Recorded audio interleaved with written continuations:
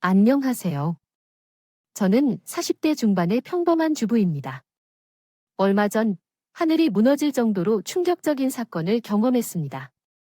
사랑했던 남편이 갑자기 세상을 떠나보냈습니다.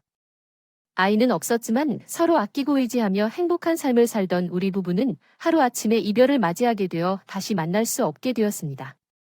건강한 상태였던 평소와 다름없는 남편은 출근을 하러 집을 떠났지만 교통사고로 사망했습니다. 갑작스러운 남편의 죽음을 받아들이기 어려웠고 마치 심장을 칼로 찌르는 것처럼 고통스러웠습니다. 처음에는 남편을 만나러 천국으로 갈 생각도 해봤지만 결국은 그럴 수 없었습니다. 왜냐하면 저는 복수해야 했기 때문이죠. 그리고 저는 남편의 어머니와 누나, 그리고 시어머니와 신부 사이에서 갑작스레 세상을 떠난 남편이 천국에서 편안히 쉴 수 있도록 시댁 식구들과 대결해야 하는 기이한 이야기를 들려드릴게요. 결혼 전에는 큰 회사들이 밀집한 중심지에서 작은 꽃집을 운영하고 있었어요. 남편은 제 단골 손님 중 한 분이었죠. 사람들이 기쁜 일이 생기면 주로 꽃을 선물하곤 했어요. 그래서 꽃집을 찾는 손님들은 대부분 기분 좋은 표정으로 들어와서 꽃을 구매하고 행복한 미소를 짓고 가곤 했어요. 그런데 매달 한두 번씩 들러 꽃을 사가시던 남자는 언제나 우울하고 슬프게 보였어요. 그 이유에 대해 계속해서 궁금했었죠. 기다려지시던 찰나에 어서 오세요. 오랜만에 오셨네요. 꽃다발 하나만 만들어 주시겠어요? 항상 만들어 주시는 그 사이즈로, 꽃은 아무거나 싱싱한 걸로. 오늘은 장미가 싱싱해요. 빨간 장미 괜찮으세요? 빨간색이 괜찮을까요? 괜찮을 거예요. 그렇게 해주세요. 알겠습니다. 저는 서둘러 꽃을 꺼내 다듬기 시작했어요. 오늘도 남자는 왠지 모르게 슬퍼 보였어요. 깊은 상처를 내면에 품고 있는 사람 같았죠. 그날따라 무슨 용기가 생긴 건지 저도 모르게 쓸데없는 말이 튀어나왔어요. 여자친구님이 꽃을 좋아하시나 봐요. 한 달에 2번 정도는 꽃다발 꼭 사가시잖아요. 여자친구께 줄 거예요. 아닌가요? 아닌데요. 그럼 누구인가요? 어머니일 거예요. 사실은 아버지 묘소에 꽃을 가져다 드릴 것이에요. 아버지께서 생전에 꽃을 좋아하셨으니까요. 그때 어머님은 제 생각을 갖고 계셨는데요. 죄송해요. 가슴 아픈 사연이 있으신 줄도 몰랐어요. 괜찮아요. 사실 아버님께서 돌아가신 지는 10년이 넘었어요. 근데 제가 뭔가 고민이 있거나 마음이 허전하면 아버지를 찾아가서 하소연을 해요. 전 혼자라서 어디에 이야기할 것도 없고 마음을 나눌 사람도 없고요. 아버지 늘 옆에 계실 땐 마음이 편했는데요. 우수한 찬눈빛으로 무덤 속에서 속마음을 얘기하고 있는 이 남자를 보면서 나는 이 남자의 아픔을 달래주고 싶다는 생각이 들었어요. 앞으로는 그냥 제게 말하세요. 아버님을 너무 걱정드리는 말만 하면 아버님이 고생하실 걱정이 들어서요.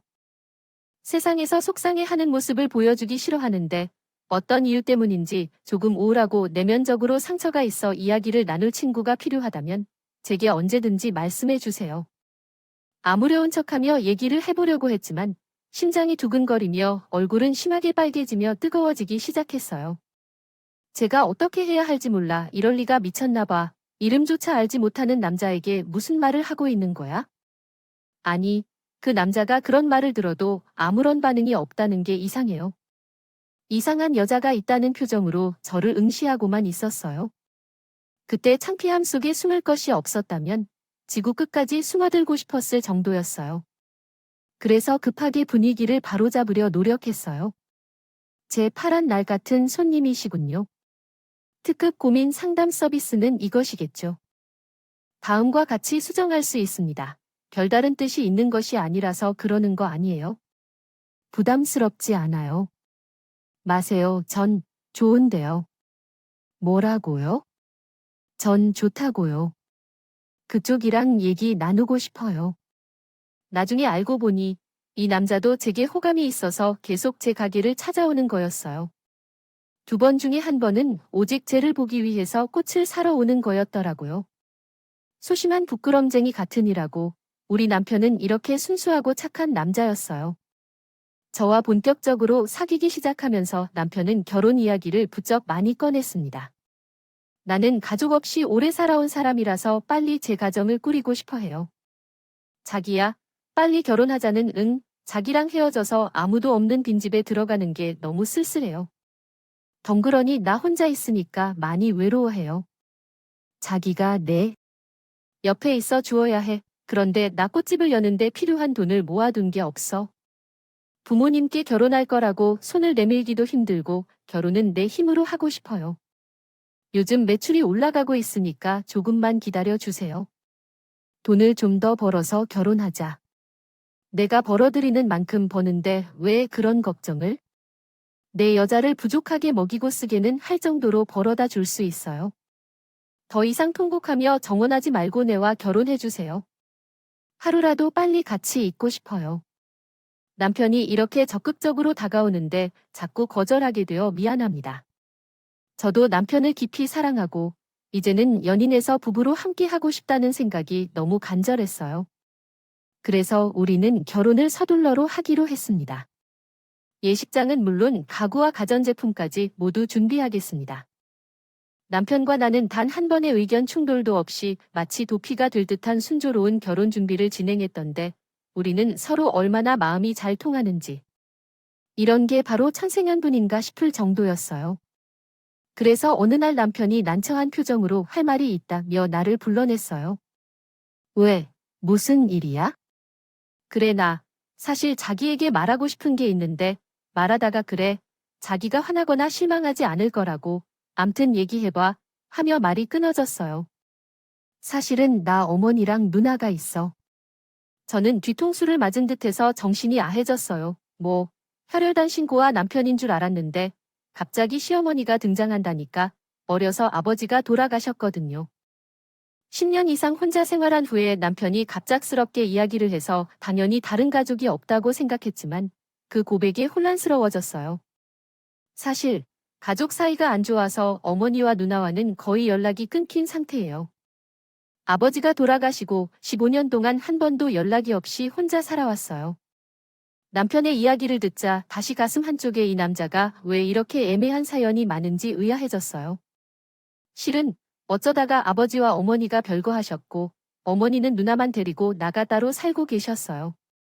두 분이 이혼 준비를 하고 있던 찰나에 아버지가 갑자기 돌아가셨기에 저는 아무 말 없이 남편을 꼭 안아줬어요. 자신을 떠나간 어머니와 갑자기 하늘나라로 가신 아버지, 그동안 얼마나 힘들었을까요? 이제까지도 없이 살아왔으니 결혼 소식도 그냥 알리지 않으려고 했는데 어떻게 아시고 어머니 쪽에서 먼저 연락이 왔어요. 미안해요. 갑자기 시어머니가 생겼다고 하니 당황스러워요. 아주 잘 됐어요. 당연히 어머님께 알려야지. 자기 낳아주신 분인데 앞으로 어머님과 형님과 왕래하면서 살자. 가족은 많을수록 행복한 거예요. 나는 어머님과 형님한테 더 잘할게. 그렇게 해설이는 좋은 축복을 받으며 무사히 결혼식을 치렀어요. 근데 우리 엄마가 시어머니에 대해서 좋지 않은 말씀을 하셨어요. 평소에도 남들 뒷얘기 같은 건 절대 안 하시는 분인데 시어머니에 대해서 나쁘게 말씀하셔서 뭔가 기분이 찝찝했어요. 너 시어머니, 보통은 넘어야겠지요. 정신을 제대로 차리고 가능한 한 가까이 하지 않고 거리를 유지하는 것이 좋습니다. 신혼집에 계신 신부를 자주 부를 필요는 없습니다. 또한 어머니께서 그런 말씀을 하지 않았으면 좋겠습니다. 김서방은 지금까지 어머니로부터 충분한 사랑을 받지 못하고 외로운 환경에서 자랐습니다. 어머니와 아들 사이에 갈등을 일으키면 안 된다는 사실을 알아야 합니다. 또한 우리 시어머니는 외견상은 세련되게 보이지만 안은 그렇지 않습니다. 김씨 부인은 지금까지 많은 실수를 범해왔기 때문에 이제는 착한 어머니로 변하고 싶다는 마음도 보여주고 있습니다. 그렇다고 아까 어머니의 말씀을 들어주어야 했지만 저는 행복한 신혼생활에 사로잡혀 세상이 아름다워 보였은지도 모릅니다. 갑자기 나타난 시어머니와 시누이도 외로운 남편을 위로해 주러 왔다는데 그저 감사할 뿐이었습니다. 그래서 시댁 가족들에게 더 잘 대해주고자 합니다. 노력했는데 그게 불행의 시작이 될 줄은 몰랐어요. 여보세요, 어머님, 잘 지내셨어요? 너는 주말마다 와서 같이 저녁 먹자고 그랬는데 2주 연속으로 오지도 않고 뭐 하는 애니 그래놓고 말로만 잘 지내셨어요 하면 끝이냐? 그건 오빠가 요즘 주말마다 출근해서 어머님께 직접 말씀드린다고 했는데 못 들으셨어요. 걔가 시시콜콜 그런 얘기하는 애냐? 그리고 내 남편이 안 간다 그래도 잘 꼬드겨서 데리고 와야지. 오빠 안 간다고 얼씨구나 하고 너까지 나자 빠져있니? 죄송해요. 이번 주말에는 꼭 갈게요. 그리고 내가 너한테 따로 할 말이 있는데, 네 어떤 말씀이신데요? 이제 너희도 나한테 다달이 이용 돈 좀 보내라. 일단 네. 남편에게는 내색하지 말고 무슨 의미인지 아시겠죠? 오빠 몰래 돈을 보내라는 말씀이신가요? 그렇다면 남편에게는 당분간은 비밀로 하고 계좌 번호를 통해 돈을 좀 보내라는 말입니다. 용돈이 필요하실까요? 당연하겠죠. 시아버지께서 15년 전에 돌아가셨는데 그 이후로 혼자서 어렵게 살아온 것을 생각하면 세월이란 개념으로는 말로 설명할 수 없을 것입니다.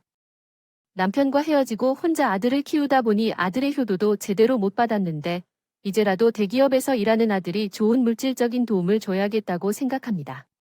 너희들은 아직 자녀가 없고 남편도 좋은 회사에서 월급을 꽤 받겠지만 두 사람이 함께 살면서 쓸 돈이 얼마나 필요한지에 대해 생각을 해보라는 뜻입니다.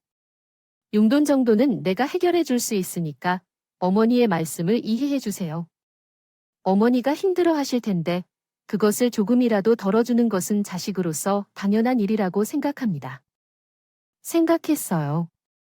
더군다나 제가 너무 사랑하는 우리 남편이 이 세상에 태어나게 해주신 분이시잖아요. 며느리 역할을 아주 제대로 잘하고 싶었어요. 네, 알겠어요, 어머니. 그래서 내가 말하기 전에 내가 스스로 챙겼으면 얼마나 좋겠어요. 이런 건 원래 며느리가 스스로 챙기는 거래. 세아가 내가 좀 둔한 것 같아서 내가 가르쳐 주는 거니까 잘 배워 알았지. 내가 중간에서 잘해야 우리 가족 사이가 좋아지는 거야. 시댁 식구들이 화목해야 너도 마음 편해지는 거 아니겠니? 잘 알겠습니다, 어머니. 그럼 주말에 보자. 그리고 그날 저녁 퇴근하고 돌아온 남편에게 저는 슬쩍 운을 띄워봤어요. 이번 주말에 우리 뭐 할까? 자기, 뭐 스케줄 있어? 아니, 별다른 일은 없는데. 야외로 나들이 갈까 아니면 쇼핑을 갈래? 내가 가자는데 어디든 같이 가줄 거야. 그럼 약속했다. 나중에 다른 바하이 없어? 우리 사모님, 어디가 가고 싶으세요? 이렇게 말해봐. 다 데려다 줄 테니까. 어머님, 그때는 안 돼. 왜냐하면 어머님이 주말에 자기랑 같이 오라고 하셨어. 자기가 좋아하는 잡채를 해주신다. 우리 결혼한 후로 한 번도 못 찾아봤잖아. 주말마다 오라고 전화하신 자기가 하도 싫다고 하니까 매번 거절하기는 했는데 이제 더는 거절할 핑계거리도 없어. 우리 딱 한 번만 다녀오자. 밥만 먹고 빨리 오면 되잖아. 형님도 조카들 데리고 오기로 했어. 아, 이번 주말 나 약속 있는 거 깜빡했다. 약속이 있어? 그래, 이번 주말이 17일이야. 나 동기 모임이야 못 가, 못 가. 아무래도 거짓말 같은데 남편은 은근슬쩍 자리를 피해버렸어요. 온갖 방법으로 남편을 설득해 보았지만 남편은 시댁 행사나 식사 모임 같이 어머님이나 형님과 마주치는 자리는 결코 가지 않았어요. 제 말을 무엇이든지 들어주는 자상한 남편이지만 시댁 문제에 대해서만은 너무 강인한 면이 있었어요. 오랜 세월을 이겨내며 이혼했다가 다시 한 가족으로서 함께 지내려는데 언제나 멀어져 버리려고 하는 남편의 행동은 이해할 수 없었죠. 자기가 이렇게 고집을 부리면 결국 중간에서 나만 곤란해지게 될 거라고 생각해요. 오늘도 어머님이 전화를 했는데 이번에는 꼭 같이 가야 한다고 역정을 표했다고 하네요. 자기를 데려가지 않으면 나는 며느리로서도 못할 나쁜 며느리가 되어버린다고 말하더라고요. 그래도 내가 어머님과 통화해서 뭐든 얘기하고 무엇을 해달라고 해도 나는 가지 않겠다고 명확히 전해야겠어요. 제 핑거는 그러지 말고 어머니와 잘 지내보세요. 화목한 가정을 만들고 싶다고 하시는데 어머니도 자신이 얼마나 보고 싶은지는 분명히 표현하시겠죠. 어머니가 그렇게 말씀하시면 나도 보고 싶다고 하시는 거겠지요. 아무튼 나는 안 가도 괜찮아요. 자기도 어머니와 너무 가까이 지내지 않아도 괜찮아요. 열심히 하려고 애쓰지 않고요. 제 남편은 시댁 가족들 얘기만 나오면 즉시 끊어버리더라고요. 다른 여자들은 시댁에 가기 싫어서 남편이랑 많이 싸운다고 하던데 오히려 제가 10월 뒤에 가자고 제 남편을 졸라야 한다는 게 무슨 일인지요? 그러나 제 상황을 아시는 것인지 모르는 것인지 시댁에서는 자꾸 제게 너무 부담스러운 요구를 해서 중간에서 정말 곤란한 입장에 처할 때가 많아요. 많았어요. 한 번 시댁에서 전화가 왔는데 통화를 했는데 남편이 귀를 기울이고 다 듣고 있었나 봐요. 네네, 월요일에 그날 별일 없긴 한데 알겠어요. 형님, 제가 가서 도와드릴게요. 들어가세요. 설마, 누나 전화야?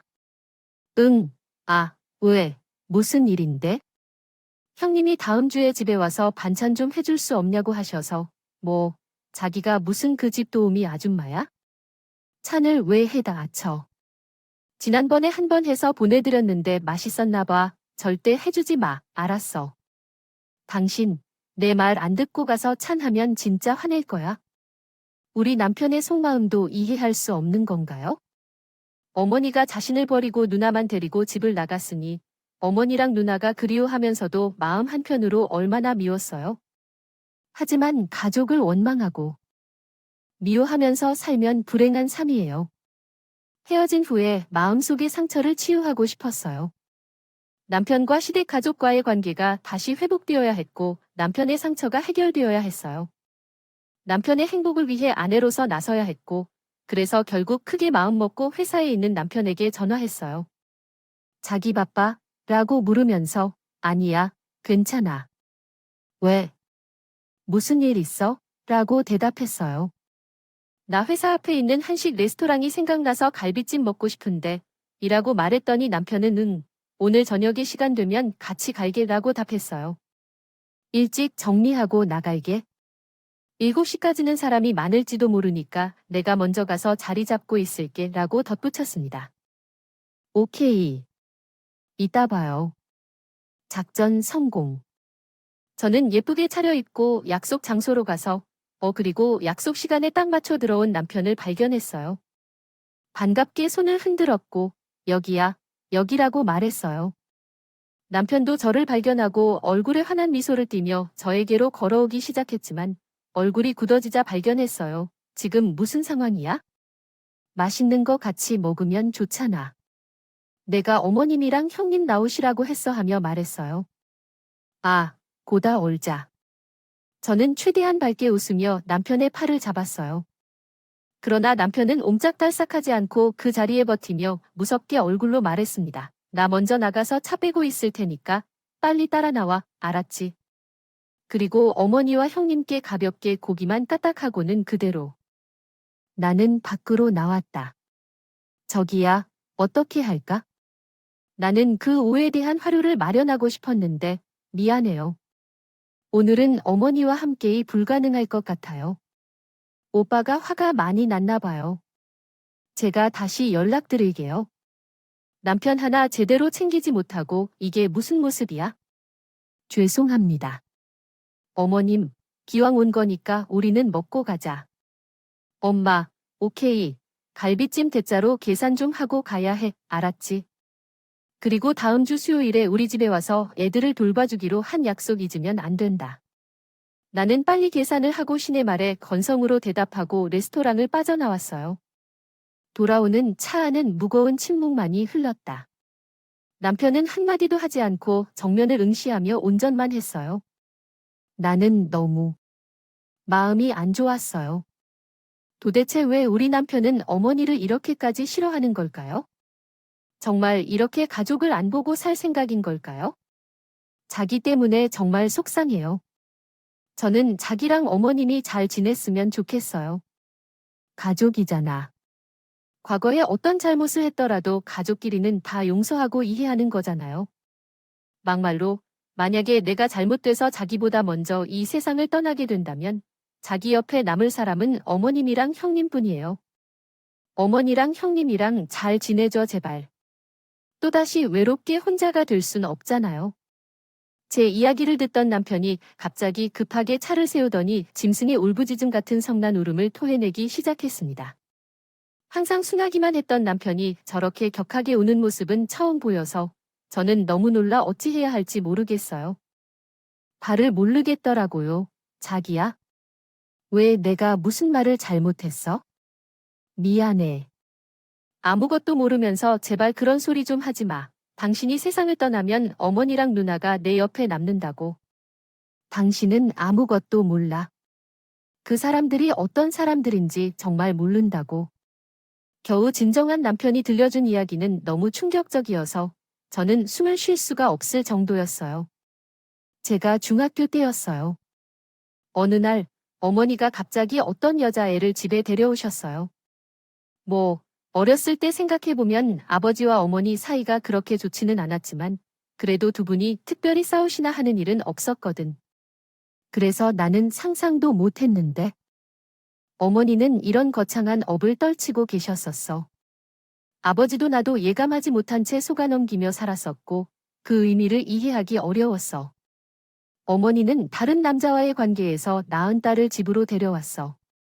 나보다 2살이나 연상한데 이게 무슨 소린지 이해가 안 가. 나는 태어나기도 전에 어머니가 아버지가 아닌 다른 남자와 부적절한 관계를 이어왔다는 것을 이해하지 못했어. 그러니까 어머니가 결국 아버지와의 결혼 과정에서 외도로 딸을 낳고 그를 가려 숨겨 키웠다는 거야. 이런 상황이 불가사의했고 20년이 넘는 세월 동안 이 사실을 계속 숨기며 살았었단 말이야. 그 사건을 계기로 두 분이 결국 이혼했고 아버지는 그 과정에서 극심한 스트레스를 받았는데 결국 갑자기 뇌출혈로 세상을 떠났어. 쓰러지면서 다시 일어나지 못했어요. 아버지와 어머니가 남긴 유언 한마디도 없이 떠나셨어요. 어머니를 죽인 것 같은 느낌이 들어 절대 그 여자를 용서할 수 없어요. 심지어 아버지는 유산만 챙기고 혼자 남아서 나를 거두지도 않았어요. 따름없이 따라가는 마음도 없었지만 남자의 상처를 더 아프게 하는데 일조한 건 제가 아닌 것 같아요. 어머니와 누나를 원수나 다름없는 가족으로 여기면서 자꾸 떠올릴 것 같아요. 너무 미안해요. 내가 잘못을 저질렀어요. 아무것도 모르고 나선 까닭으로 언제나 당신을 더 괴롭힌 것 같아요. 앞으로 그들과는 마주하지 않기로 결심하고 입에 오르지 않을 것이며 생각하지 않겠어요.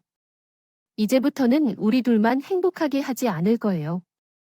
바라보고 살자. 미안해. 그날 이후로 어머니와 형님은 더욱 집요하게 연락해왔지만 저는 독해지기로 마음을 먹었어요. 이 지극히 악연의 고리를 끊어내고 남편을 자유롭게 해줄 사람은 저밖에 없다고 생각했거든요. 저는 시어머니와 신우의 연락을 피하기 시작했어요. 전화도 문자도 모르는 척 모두 무시했는데 두 사람은 남편에게 직접 전화를 걸지 않는다는 업보시였나 봐요. 그래도 자기들 마음대로 되지 않아서 남편이 출근하고 난 사이에 저희 신혼집까지 찾아왔어요. 누구세요? 나야. 어서 문 열어라. 제가 너무 놀라서 문을 열었더니 시어머니와 시누이가 화를 내며 집 안으로 들어왔습니다. 연락도 없이 어쩐 일이세요? 연락하지 마. 그렇게 전화해도 소용없잖아. 너 아니야?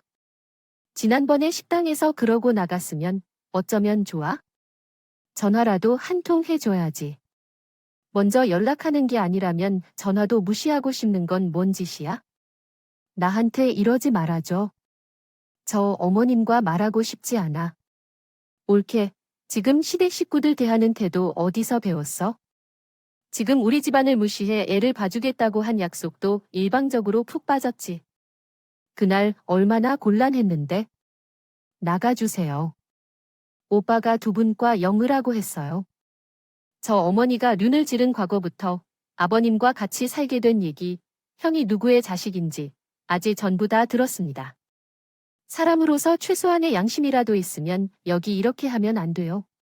뭐야, 엄마? 얘가 지금 뭐라는 거야? 미쳤어.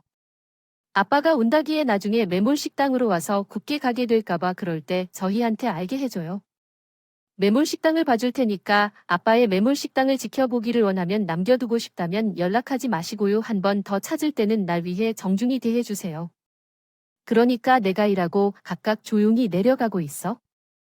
나는 분노를 이기지 못해 시어머니와 시아버지 둘 다 밖으로 내쫓았어요. 그 이후로 시어머니 쪽 연락을 완전히 끊고 우리 부부는 서로만 마주보며 살았어요. 아빠와 형님 이야기는 입에도 올리지 않았어요. 남편은 심리적으로 훨씬 안정을 되찾았어. 내가 그를 만나지 않았다면 어떻게 됐을까? 아직도 혼자 많이 외로워하고 있을 거야? 혹시 다른 여자와 함께 상상을 하기 시작할 수도 있어? 만났을 것 같지 않아요. 내 인생의 여자는 정말 당신 하나뿐이에요. 앞으로 죽을 때까지 쭉 당신뿐인 가족이자 동반자예요. 우리 자기, 너무 고마워하고 사랑해. 나에게는 이제 진짜 당신뿐이에요. 행복한 데에서 계속됐어요. 그러나 너무 행복했던 투라, 어느 날 갑자기 엄청난 불행이 제 앞에 나타났어요. 바로 남편의 교통사고. 다녀올게 하고 손을 흔들며 집을 나서던 그 모습이 남편의 마지막이었어요. 앞으로 어떻게 살아야 할지 모르겠어요. 삶의 이유나 희망도 남지 않았어요. 남편이 평생 마음속에 품고 있던 깊은 상처를 생각했어요. 그을지 못하고 그 상처를 버렸니 남편의 시 얼마나 통할까요? 저는 그 한스러운 마음을 풀어주고 싶어요. 저는 남편을 위해 떠난 길에 떠나는 남편에게 할 수 있는 일로서 남편의 어머니와 누나가 남편의 영정 앞에 진심으로 사죄하 뉘우치면 우리 남편이 저승길이 조금이나마 편할 것이라고 생각했습니다. 저는 고민 끝에 시어머니와 시누이에게 남편의 부고를 알렸습니다. 시어머니와 시누이가 원래 독하게 끊어안겼으므로 와주실지 반신반의했는데 예상과는 달리 둘 다 대성통곡을 하며 왔습니다. 그 후 이게 무슨 일이냐? 갑자기 왜 이러는 거야? 어머니가 마지막 길에 진심으로 사과를 해주셨으면 좋겠다라고 말씀하셨습니다. 사과? 내가 왜 멀쩡한 모자지간 연을 끊어놓은 건 너 아니냐? 라고 어머니는 말씀하셨고, 아이고, 이렇게 말할 줄 알았다면 더 좋았을 텐데. 문전박대를 당해도 계속 찾아오고 있는 얼굴이라도 몇 번 볼 수도 없고, 목소리조차 들을 수도 없겠군요. 아이고, 불쌍한 아들아. 그때 그렇게 쫓겨난 이후로 연락도 찾아오는 것도 못하게 하더니 결국 내가 내 아들을 잡아먹었다니. 독한 년아, 이게 장례시장에 찾아와. 남편 일은 저에게 할 소리인가요? 그런데 그 뒤에 이어진 시어머니의 말은 가관이었습니다. 내가 서손점을 먹이고 입히고 씻겨서 키운 내 아들이다. 내 아들 유산에 내 지분도 엄연히 있는 거야? 내 아들이 벌어놓은 돈 다 내놔라. 너 같은 년한테 땡전 한 푼 못 준다. 아버님 유산도 전부 챙겼다고 들었는데 이제 내 남편 돈까지 손대려고 그래요. 그 돈 어머니한테 한 푼이라도 가면 우리 오빠 억울해서 눈 못 떼겠다고 해요. 여기가요. 가히 유산 문제로 입을 내밀더라도 여태껏 키우며 들어간 돈이 얼마나 될지 생각하며 입을 씻기로 결심했습니다. 정말 역겹고 상상할 수 없어서 더 이상 참을 수 없을 정도입니다. 어머니로서 어떻게 그런 말을 하실 수 있는지 두렵지 않다고 생각합니다. 결국 경찰을 불러 시어머니와 신부를 장례식장 밖으로 끌어내버렸어요. 또한 경호업체에 의뢰하여 두 분이 장례시장 근처에 접근하지 못하게 했습니다. 남편이 마지막으로 가는 길에서 하루라도 진심으로 뉘우치길 바랍니다. 그러나 유산 운운하는 시어머니와 신부 앞에서는 두려움을 느꼈습니다. 장례식이 끝나고 슬픔과 분노 속에서 집으로 돌아왔습니다. 남편이 입었던 옷, 책 등 모든 것이 집에 그대로 남아 있었습니다. 그 사람이 더 이상 없어서 저는 이제 어떻게 살아야 할까요? 그렇게 사랑했던 남편이 이제는 내 곁에 없다는 사실을 받아들이기 정말 힘들었지만 언제까지 슬픔에 빠져 허우적대고 있을 수는 없었어요. 정신을 차리고 남편이 남긴 유산과 유품들을 하나하나 정리하기 시작했어요. 저는 씩씩하게 잘 살아야 남편이 하늘에서 기쁘게 생각할 것만 같았거든요. 여보, 당신이 나에게 남겨준 모든 것은 어머니와 형제가 손에 들어가지 않도록 꼭 지켜줄게. 그게 당신이 원하는 것이죠. 또한, 여보, 억울했던 일이나 마음 아프게 했던 사람들에게는 모두 복수해 줄 거야. 아무런 걱정 말고 편히 쉬면서 하늘에서 나를 지켜봐줘. 그런데 남편의 유산을 정리하던 중에 남편 명의 통장에서 20억 원이라는 큰 돈이 빠져나갔다는 사실을 알았어요. 남편이 월급에서 조금씩 떼어서 여기저기 투자를 해놓은 남편의 전 재산이었다는 사실, 그리고 20억 원이 이체된 통장의 주인은 바로 남편의 누나인 신우이였다는 사실이에요. 남편의 모든 것을 지켜주겠다고 약속했는데 그 사람들은 제가 생각한 것보다 훨씬 더 악랄하고 지저분했어요. 제가 너무 순진하고 어리석었지. 제가 신우에게 연락을 했어요. 오빠의 통장에서 형님 통장으로 돈이 빠져나간 것을 확인했어요. 날짜가 장래에 치는 중이었는데 저 세상에 가셨던 오빠가 돈을 이체해 줬을 리도 없고 대체 어떻게 된 거죠? 돈에 관심 없는 척, 고고한 척, 잘난 척은 모두 혼자 다 했던데 탈상한 지 며칠이나 지났더니 그걸 벌써 확인해 봤어요. 역시. 토해 말 돌리지 않고 제대로 얘기해요. 20억 어떻게 된 거죠? 그 돈 내가 이체한 거 맞아. 그 노트북으로 샀어. 어차피 올케한테 얘기해봤자 소용없고 내놓을 의사도 없어. 내 입만 아픈 거야? 엄마에게 노후자금 겸 유산으로 나눠줬다고 생각해. 엄마한테도 상속받을 권리는 있는 거야? 다가가 살아있는 동안 아들이 그렇게 속을 썩이면 효도 한 번 안 한 것이겠지만 권리는 당연히 존중해야 할 거고, 올케가 아무리 울고 불고 난리를 쳐봤자 어차피 부부는 남들이고 자식은 엄마 슬픔에 비해서는 기회가 아니라 늘 그걸 지금 이야기하면서 얘기하네. 겨우 20억 갖고 유순회하는 건 자제해요. 아이고, 걔도 참 못난 멋이 어쩜 그렇게 짧니? 팔자도 진짜 더러워. 좀 더 살아서 돈이라도 더 벌어놓고 가지. 왜 벌써 갖다 버리고 꼴랑 20밖에. 졌잖아. 어떻게 사람의 탈을 쓰고 그런 말을 할 수가 있을까요?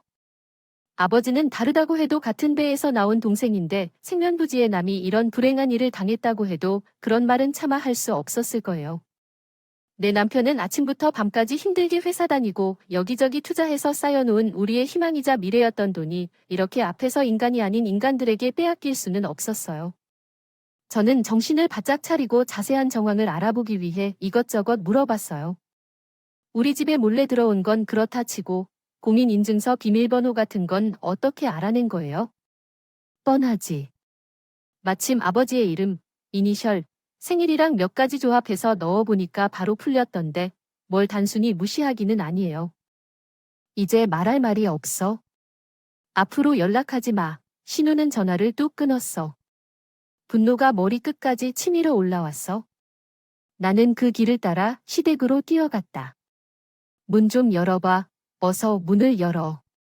내가 계속 문을 두드리니까 소란을 피워서 문이 살짝 열리고 신우가 고개를 내밀었어. 동네 사람들이 창피해할 정도로 무슨 짓을 하는 거야?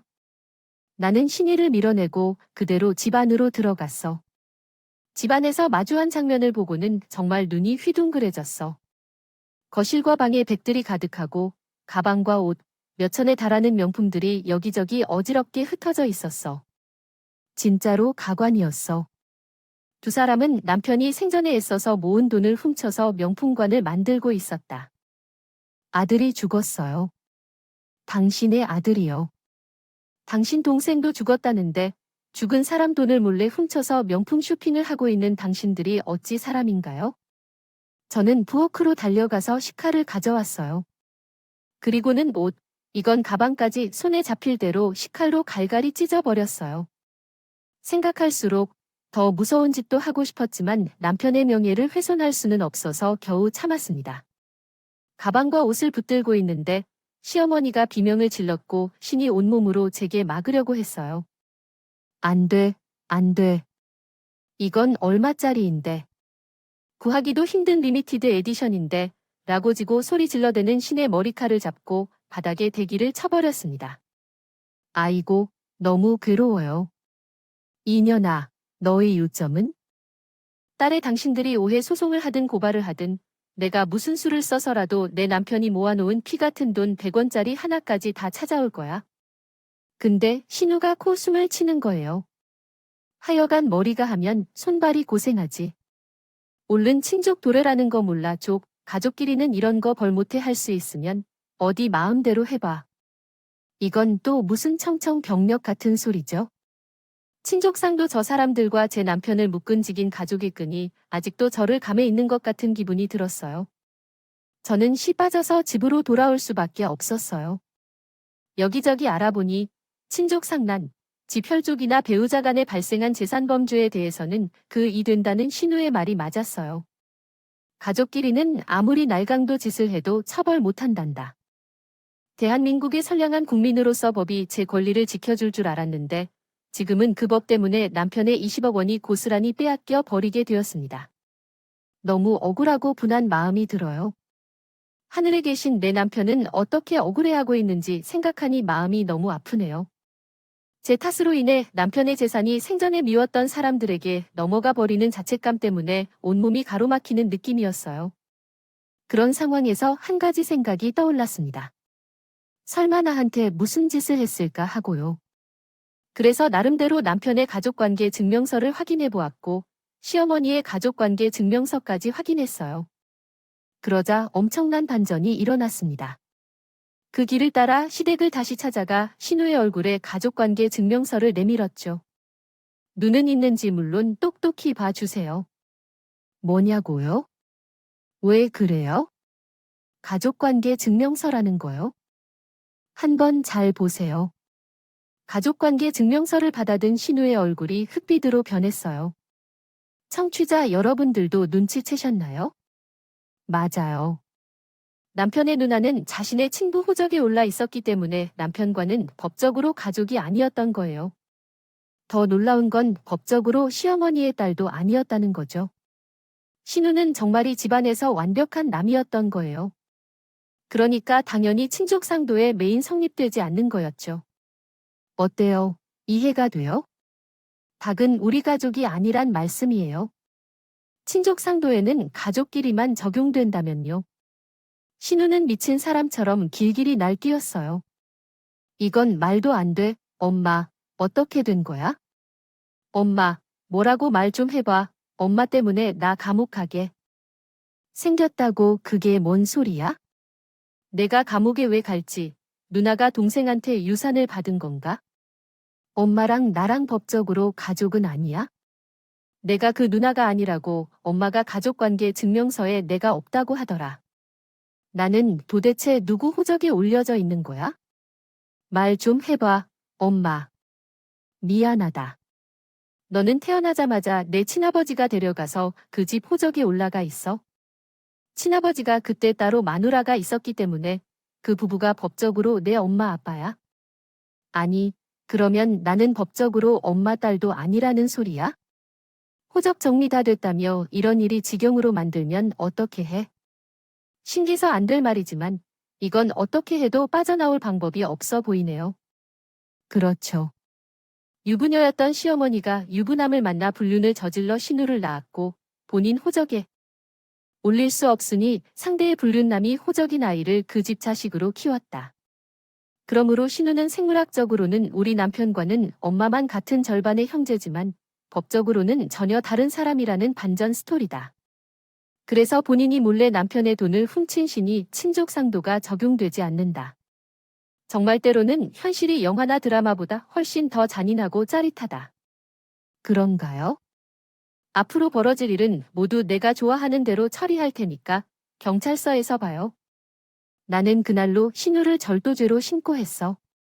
시어머니를 상대로 손해배상 청구까지 했고 남편과 나를 지키기 위해 법적으로 할 수 있는 모든 조치를 취했다. 시어머니와 신우는 법원과 경찰서를 오가면서 사태의 심각성을 점점 깨닫게 될 것이다. 20억을 훔쳤다고 인식된 사안은 끝나지 않았습니다. 수천만 원의 손해배상뿐만 아니라 신우는 절도죄로 실형을 받을 가능성이 매우 높습니다. 금액이 상당히 많고 원재료도 좋지 않았기 때문에 그 결과는 매우 나쁘겠죠. 상황이 악화되자 시어머니와 신우가 찾아와 무릎을 꿇고 사과를 하며 죄를 인정했습니다. 내가 잘못했어. 제발 이를 고백하고 소송을 중단해주길 바란다고 말했습니다. 너만 마음을 바꿔 소송을 철회해주면 모든 일이 무사히 넘어갈 수 있습니다. 제발 옳게 행동하고 합의해주세요. 하지만 절도죄는 반의사불벌죄이기 때문에 합의가 어떻게 이루어져도 처벌을 피할 수는 없습니다. 그럼에도 불구하고 합의를 통해 처벌 수위를 낮출 수 있다는 것이 많은 사람들이 주장하는데 그것도 도움이 될지 모릅니다. 어쨌든 절도한 금액이 매우 크기 때문에 합의에 동의하지 않을 경우 후폭풍이 더욱 심각해질 수 있습니다. 정말 큰일나. 애들은 어떻게 될까? 우리가 감옥에 갔을 때 자식들 걱정을 그렇게 하는 분 그러시는 거에 대해 생각해봐요. 왜 그런 무서운 짓을 저질러 합치지 않고 죄를 지게 할 거예요. 너무나 혹독하게 벌을 받을 거예요. 형님의 도둑질한 우리 돈 20억에 손해배상금을 더해 형님의 재산을 탈탈 털어줄 거예요. 감옥에서 받는 고통을 제게 어울리게 느껴보세요. 옛말이 틀리지 않았어요. 다른 사람을 울게 한다면 내 눈에서 피눈물이 난다는 말, 두 분 때문에 고통받은 걸 생각하면 이렇게 마주 앉아서 말을 주고받고 싶지 않아요. 그래도 우리 남편 혈육이라서 참고 지나가야 하는 걸 아시죠? 쟤는 그렇다 쳐도 제가 형사로서 책임이 없는 것 아니에요. 손해배상 청구 소송 좀 제기해 주세요. 부탁드립니다. 당신이 한마른 상황을 설명하는 것이므로 다음과 같이 개정할 수 있습니다. 너무까지 하려고 하냐? 10억 돌려주면 우리 서로 원만히 합의하자. 나는 내 남편 나준의 어머니야. 그래도 내 남편이 이렸을 때는 내가 사랑을 가득 주고 최고로 키웠어. 내 남편이 하늘에서 자기 어머니가 이렇게 당하는 걸 보면 얼마나 안타깝겠어. 아니, 오빠는 안타깝다고 하지 않을 거야. 내게는 잘한 일로 받아들여질 거야. 뭐야, 너 진짜 난장판을 만들려는 거야? 시어머니가 나를 때리려고 손을 뻗었지만 내가 당하지 않았어. 시어머니의 손을 낚아채고 오히려 나가 시어머니의 뺨을 세게 치던데. 어머니는 그 자리에 주저앉아 버렸어. 충격이 클 것 같아. 아, 이게 미쳤어. 누구를 때릴 거야? 어머님이 먼저 절 공격해. 뭐야, 오늘 진짜 죽어볼래? 형님이야, 넌 진짜 죽고 싶어 하는 거야? 형님이 어머니처럼 뺨 한 대로는 결코 끝나지 않을 거예요. 우리 오빠를 위해서라도 당신과 같은 인간들은 결코 용서하지 않아요. 합의. 고수치킨 거거든요. 정의가 승리하는 사회를 만들어 보자고요. 길고 지루한 법정 싸움이 계속되었어요. 소송은 정말 지치게 만든 자체였죠. 그동안 법 없이도 평범하게 잘 살아온 저에게 이 모든 법적 다툼의 과정들은 이루 말할 수 없을 정도로 힘들었습니다. 그렇지만 결국 저에게 유리하게 판결을 받으면서 이 길고 험난한 싸움에서 승리했어요. 신이는 징역 3년을 선고받았고 남편과 이혼하게 됐습니다. 이혼하면서 주란제 피해금과 손해배상금을 갚아 빈털터리가 된 채로 현재 수감 중입니다. 저에게 갚아야 할 돈은 아직 산더미처럼 남아있죠. 시어머니도 저와의 소송에서 해소했습니다. 당연한 결과죠. 지금 시어머니는 빌딩 화장실 청소를 하면서 손해배상액을 갚는 중입니다. 그걸로 살아 생전에 다 갚을 수 있을지는 모르겠지만 두 사람 모두 끝까지 털어서 100원 한 장 남김없이 다 받아낼 거예요. 이제 마음이 좀 편해졌고, 아니요. 아직 저의 복수는 끝나지 않았습니다. 시어머니와 시누이가 남편 묘소 앞에서 진심으로 무릎 꿇고 사죄할 때까지 저는 절대로 두 사람을 용서하지 않을 거예요. 그때가 되면 조금은 편안해질 수 있으려나요? 지금까지 저의 슬프고 아픈 사연을 함께 들어주셔서 감사합니다. 때로는 마음속 이야기들을 누구에게 털어놓는 것만으로도 큰 위안이 되더라고요. 여러분도 가슴속에 말 못할 사연을 품고 아파하고 있다면 저처럼 누구에게라도 털어놓으세요. 마음이 한결 편안할 거예요. 오늘 준비한 사연은 여기까지입니다. 재미있게 들으셨다면 구독과 좋아요, 그리고 알림 설정까지 눌러주세요. 그럼 다음 사연에서 만나도록 할게요. 오늘도 건강하고 행복하세요.